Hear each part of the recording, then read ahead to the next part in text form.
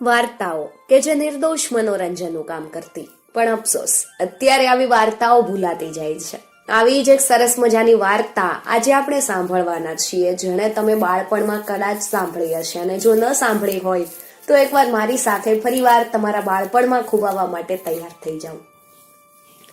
ઘણા વર્ષો પહેલાની આ વાત. એક ગામ હતું, તે ઘાચણ રે. એનું નામ ગાંગલી ઘાચણ. ભારે ઉસ્તાદ, ઉડતા પંખી પાડે, જાદુ વિદ્યામાં નિપુણ, મંત્ર તંત્ર જાણે. એ દુષ્ટ અને કપટી. કોઈ એનો વિશ્વાસ ન કરે. નબળાથી નારાયણ ભાગે. ગામના લોકો ગાંગલીનું નામ નો લે, બધા એનાથી દૂર ભાગે. એને 3 દીકરા, ત્રણેય દીકરા રૂપાળા, રાજાના કુંવર જેવા. શરીરે અલમસ્ત, ઘાણીનું તાજું તેલ ખાધેલું, શરીરે તગડા. ગાંગલીને છોકરા ઉપર વિશ્વાસ બિલકુલ નહીં. એને શંકાથી જ જોવે. એને હંમેશા થાતું કે આ છોકરા જાદુ વિદ્યા શીખી જાય તો છોકરા પોતાને હેરાન કરે. એટલે એને ખૂબ વિચાર કર્યો અને મોટા દીકરા ઉપર દાણા ફેંક્યા. એને ગરુડ બનાવી દીધો. ગરુડ તો પર્વતની ટોચ ઉપર રહે, હવામાં ગલોટિયા ખાય, પહાડ ઉપર બેસીને દૂર દૂર જોવે. બીજા દીકરા ઉપર મંત્રીને દાણા નાખ્યા. એને માછલી બનાવી દીધો. મોટી માછલી સમુદ્રમાં રહે, પાણીના પ્રવાહમાં તણાય, સમુદ્રના તળિયે જાય. આ બંને આખો દિવસમાં 1 કલાક માણસ થાય, અને એ પણ સંધ્યા સમયે. નાનો દીકરો બહુ ચબરા, બુદ્ધિશાળી ને બહાદુર. એને બીક હતી. એને થયું કે મારી માં મને જંગલી પશુ બનાવશે, રીંછ અથવા તો સિંહ. જંગલમાં ભટકવું પડશે. ને એ તો છાનો માનો ઘરેથી ભાગી ગયો. રખડતો ભટકતો જતો તો ક્યાં જવાનું એની એને ખબર નહીં. એણે એક વાત સાંભળી કે દૂર દૂર એક મોટો પર્વત છે, એના ઉપર એક સોનાનો કિલ્લો. આ કિલ્લામાં એક રાજકુમારી રહે. એનું નામ રૂપા.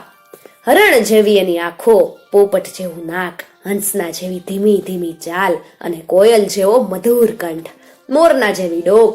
રૂપ રૂપનો અંબાર છે. પણ એના ઉપર જાદુની અસર હતી. રૂપા કિલ્લામાં કેદ હતી. એને કોઈ મુક્ત કરે એની રાહ જોતી હતી. રૂપાને છોડાવવા કેટલા યુવાનો આવ્યા, બધા મૃત્યુ પામ્યા. આ પહાડ ઉપરથી એક યુવાન પાછો આવેલો. એણે બધાને આ કિલ્લાની વાત કરી. વાત કરતા પણ તે ગભરાતો હતો. ભયંકર દ્રશ્ય એણે જોયું હતું એ ધ્રુજતો હતો. ગાંગલીનો દીકરો નીડર હતો, બહાદુર હતો. એનું નામ સુરેન્દ્ર હતું. સોનાનો કિલ્લો એને શોધવો હતો. રૂપાને એને જોવી હતી. એ તો તૈયાર થયો. તે આમ તેમ ભટકતો, નદી નાળા પહાડ વટાવતો એક જંગલમાં આવ્યો.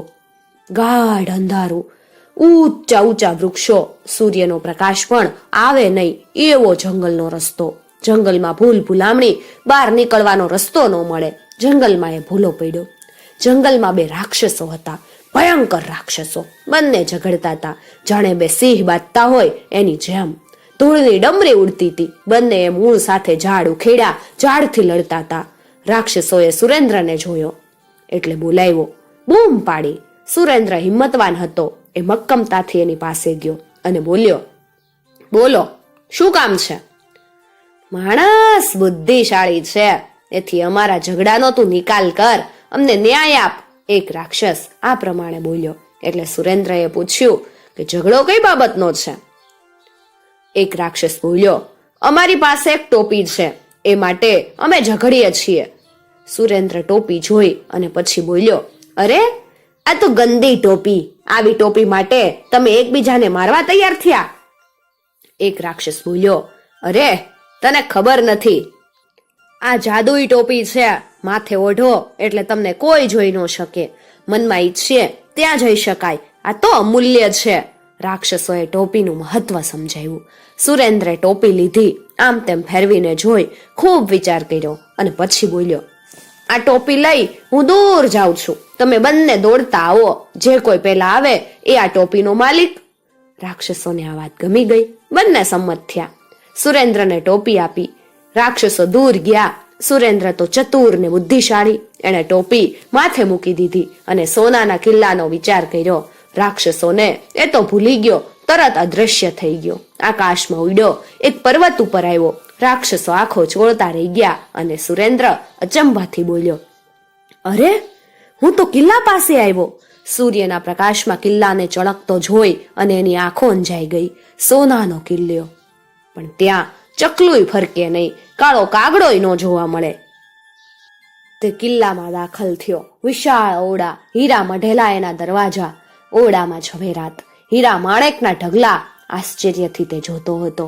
તે એક ઓરડામાં આવ્યો. તે એક છોકરી બેઠી હતી, પણ એનું મોઢું જોવું ન ગમે એવું, કાળી કદરૂપી, મોઢે ડાઘ, ઊંડી ઉતરી ગયેલી આંખો, સૂતળી જેવા વાળ, કપડા ફાટેલા. એને પસ્તાવો થયો. એ તો મનમાં બબડ્યો, દુનિયા જેના રૂપના વખાણ કરે, કેટલા યુવાનો જેની પાછા મૃત્યુ પામ્યા, યા રાજકુમારી કાળી ને કદરૂપી? હા, કાળી બેડોળે છોકરી હતી. સુરેન્દ્રએ મોટું જોખમ ખેડ્યું તું. મૃત્યુ સામે બાથ ભીડી હતી. એ નિરાશ થયો. ત્યાં પેલી છોકરી બોલી, તમે જુઓ છો ને, એ મારું સાચું રૂપ નથી, મને શાપ છે. જાદુગરે મને કદરૂપી બનાવી છે. આ અરીસામાં જુઓ તો મારું સાચું રૂપ દેખાશે.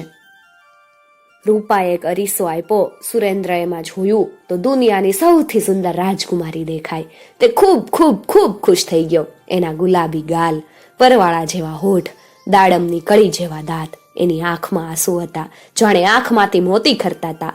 સુરેન્દ્રને દયા આવી. એ બોલ્યો, મને કોઈ ડરાવી શકે એમ નથી. જોખમ ખેડવામાં મને મજા આવે છે. રૂપા બોલી, નહીં, તમારું કામ નથી. સુરેન્દ્ર બોલ્યો, મને વાત તો કરો. એટલે રાજકુમારી બોલી, એક પક્ષી છે. આ પક્ષીનું ઈંડું કોઈ જાદુગરના માથામાં ફોડે તો મૃત્યુ પામે અને હું શાપમાંથી મુક્ત થાઉં.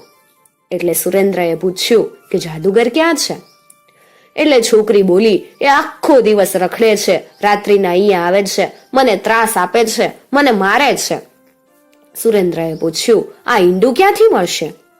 એટલે રાજકુમારી રડતા રડતા બોલી, તે લેવા જતા ઘણા યુવાનો મૃત્યુ પામ્યા છે, ઘણાના લોહી વહ્યા છે, અને આવા જોખમમાં હું તમને જવા દેવા ઈચ્છતી નથી અને મૃત્યુના મોખમાં તમને નથી જવા દેવા માંગતી. એટલે સુરેન્દ્ર બોલ્યો, હું મક્કમ છું. મારા માર્ગમાં મને કોઈ અટકાવી શકે એમ નથી. મારી તાકાતમાં મને વિશ્વાસ છે. મારે શું કરવાનું છે એ તું મને કે. એટલે રૂપા બોલી, અહીંયાથી ખૂબ દૂર એક પહાડ છે, માખણનો પહાડ.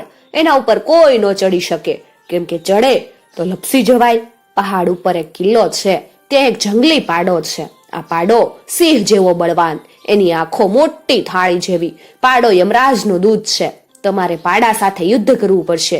કદાચ જો તમે પાડાને મારી નાખો તો એના પેટમાં તલવાર મારો તો એમાંથી એક પક્ષી નીકળશે.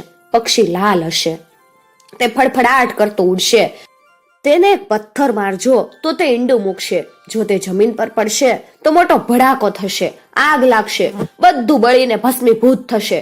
જો આ ઈંડું મળે ને જાદુગરના માથામાં કોઈ મારે તો એ મૃત્યુ પામે. રૂપાએ બધી વાત આવી રીતે કરી. સુરેન્દ્રે રૂપાની વિદાય લીધી. તે પ્રવાસે ઉપડ્યો. આંખના પલકારામાં તે એક પહાડ ઉપર જ્યાં કિલ્લો હતો ત્યાં આવ્યો. એક અલમસ્ત પાડો ત્યાં બેઠો જ હતો, સિંહના જેવો બળવાન. પાડાએ માણસને જોયો. તેણે ગર્જના કરી, એની તરફ દોટ મૂકી. સુરેન્દ્રે ટોપી પહેરી તરત તે અદૃશ્ય થઈ ગયો અને આમ સંતા કુકડીની રમત ચાલી. તે તો ચબરાક હતો. એણે તલવાર કાઢી પાડાના પેટમાં મારી. ખળ ખળ ખળ કરતો લોહી ચાલ્યું. એણે મોટો ધોધ પડતો જોયો અને બરાબર ધ્યાન રાખીને એ ઊભો હતો. ફડફડાટ કરતું એક લાલ પક્ષી પેટમાંથી નીકળ્યું ને આકાશમાં ઉડ્યું. એવામાં ગરુડ નીકળ્યું. આ ગરુડ સુરેન્દ્રનો ભાઈ જ હતો, મોટો ભાઈ. એણે પક્ષી ઉપર છાપો માર્યો. પક્ષીને સમુદ્ર તરફ લઈ ગયું. ઈંડું સમુદ્રમાં પડે તો આગ ન લાગે, ઈંડું લઈ શકાય. સુરેન્દ્ર પક્ષીની પાછળ હતો ને તેણે લાલ પક્ષીને પથ્થર માર્યો તો એક ઈંડું પડ્યું, એ પણ લાલ રંગનું, પણ ખારવાની ઝૂંપડી ઉપર પડેલું. ઝૂંપડામાં આગ લાગી. સમુદ્ર પાસે હતો. સમુદ્રે ઘૂઘવાટ કર્યો. મોટા પહાડ જેવા મોજા ઝૂંપડી ઉપર ફરી વળ્યા. આગ ઓલવી નાખી, પણ પેલું ઈંડું ક્યાં? કિનારે એક માછલી આવી. એણે ઈંડું લઈ લીધું અને સુરેન્દ્રને આપ્યું. આ માછલી પણ સુરેન્દ્રનો બીજો ભાઈ હતો. સુરેન્દ્ર પહાડ ઉપર આવ્યો. સોનાના કિલ્લામાં રાત્રિના જાદુગર આવ્યો. સુરેન્દ્રએ તો ટોપી પહેરી હતી, તે અદૃશ્ય હતો. જાદુગર રૂપાને ફટકારતો હતો. બરાબર લાગ મેળ્યો અને મોકો જોયો. સુરેન્દ્રએ એના માથામાં ઈંડું ફોડ્યું. જાદુગર બદલાઈ ગયો. પણ આ તો ગાંગલી ઘાચણ હતી, સુરેન્દ્રની માતા. એણે સુરેન્દ્ર તરફ જોયું અને બોલી કે હવે તો હું મૃત્યુ પામીશ. આ સોનાનો કિલ્લો, એનો માલિક હવે તું બની જઈશ. તારા માણસ, તારા ભાઈઓ એ પણ માણસ થશે. ગાંગલી આટલું બોલી અને મૃત્યુ પામી. ગરુડ અને માછલી ફરીથી માણસ થયા. રૂપાનું રૂપ બદલી ગયું અને દુનિયાની સૌથી સુંદર રાજકુમારી રૂપા બની ગઈ.